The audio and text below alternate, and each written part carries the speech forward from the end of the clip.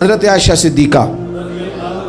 رضی اللہ تعالیٰ عنہ فرماتی ہیں، ایک عورت تھی اور اسے نبی پاک صلی اللہ تعالیٰ علیہ وسلم نے وہ کلمہ پڑھ کے مسلمان ہوئی، مدینہ طیبہ آ گئی تو حضور نے مسجد نبوی شریف میں اس کے لیے مکان،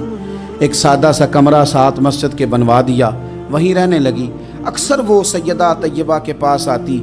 تو حضرت عائشہ صدیقہ رضی اللہ تعالیٰ عنہ فرماتی ہیں وہ بڑی باتیں سناتی اور آخر میں کہتی وہ ہار والا دن بھی بڑا عجیب دن تھا اور میرے رب کی قدرتوں کا دن تھا، وہ بھی بڑا عجیب دن تھا۔ سیدہ عائشہ صدیقہ رضی اللہ تعالیٰ عنہ ایک دن فرمانے لگی کہ تو ہار والے دن کا بڑا ذکر کرتی ہے، وہ کیا دن تھا؟ تو خاتون کہنے لگی اماں جی وہ دن تھا جب میرے رب پر بھروسہ اور مضبوط ہو گیا، جس دن میرا اپنے رب پر توکل اور بڑھا، میرے ایمان میں یقین میں اور پختگی آئی۔ کہنے لگی میں ایک گھر کی کنیز تھی، نوکرانی تھی، اس گھر میں ایک بچی تھی جس کے پاس سونے چاندی ہیرے جواہرات کا ہار تھا۔ اس زمانے میں چمڑے کے اوپر لوگ ہیرے جواہرات لگاتے تھے، کئی دفعہ سرخ رنگ کے چمڑے پہ لگائے جاتے تھے، وہ بچی پہنتی تھی تو کہتی ہیں وہ بچی کے اس نے اتار کے رکھا یا اس سے گرا وہ ہار تو چیل اسے اٹھا کے لے گئی گوشت سمجھ کے اور میرے سامنے اٹھا کے لے گئی۔ گھر والوں نے مجھ سے پوچھا، یہ بخاری میں موجود ہے، گھر والوں نے پوچھا مجھ سے کہ وہ ہار کہاں ہے تو میں نے کہا چیل اٹھا کے لے گئی۔ گھر میں کچھ چوری ہو جائے تو سب سے پہلا الزام کس پہ لگتا ہے؟ ملازمین پہ۔ کہتے انہوں نے مجھے بڑا مارا، بڑی تکلیف تھی، حتیٰ کہ میری شرمگاہ تک کی تلاشی، میری عزت اتنی خراب کی میں بتا نہیں سکتی۔ میں نے اپنی زندگی میں ایک واقعہ دیکھا، ایک امیر گھر میں چوری ہو گئی، ملازم کو اتنا مارا کہ وہ چارپائی پہ پڑ گیا،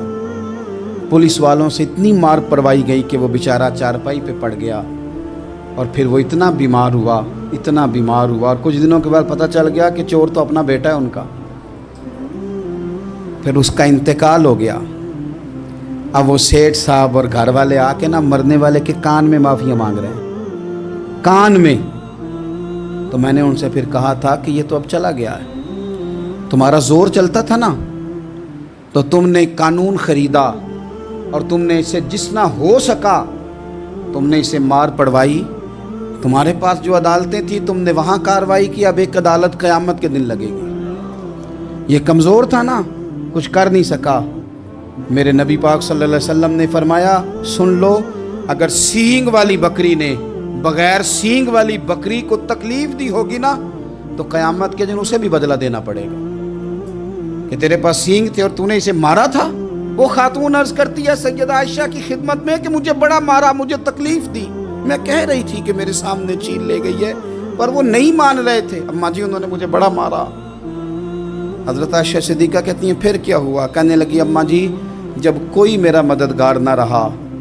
مجھے تکلیف دے رہے تھے، رسوا کر رہے تھے، تو میں نے اپنے رب سے مدد چاہی،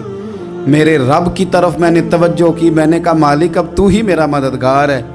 کہتی ہے وہ مجھے مار رہے تھے تو وہ چیل جو ہار لے گئی تھی وہی لے کے واپس آ گئی اور ہمارے سروں کے قریب لا کے اس نے جب اس ہار کو پھینکا وہ مجھے چھوڑ کے سائیڈ پہ ہوئے، وہ میری بے گناہی جان گئے، لیکن آپ کو بتاؤں اس دن سے میرا اپنے رب پر یقین اور بڑھ گیا۔